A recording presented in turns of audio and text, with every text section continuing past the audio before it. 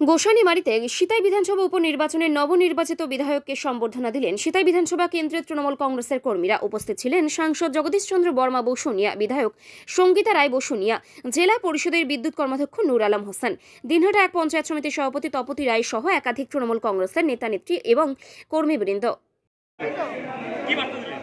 আমার সিতাই বিধানসভার প্রথম দিনে প্রত্যেকটা কর্মীকে আমি একটা বার্তাই দিব যে বাংলার আবাস যোজনা যেটা আমাদের দিদি দিচ্ছেন সেখানে সঠিকভাবে যে রুলগুলো আছে সেই রুল অনুযায়ী যেন গরিব মানুষরা পায়।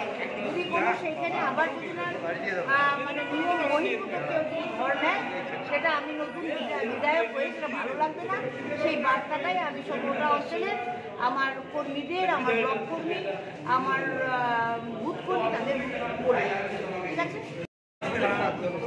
কর্মীদের অনেকগুলো প্রোগ্রাম দেওয়া আছে। প্রধান হচ্ছে আপনার দ্বিতীয় কথা হচ্ছে 3 নম্বর হচ্ছে আবাস যোজনার যারা বেনিফিশিয়ারি, যারা তাদের বাড়িতে ঘরটা করে সেটা সুনিশ্চিত করতে হবে এবং যাদের নাম বাদ গেছে তাদের নাম আবেদনের আকারে বিডিওর কাছে জমা দিতে হবে। এই লেনদেনের ক্ষেত্রে যাতে কোনো ধরনের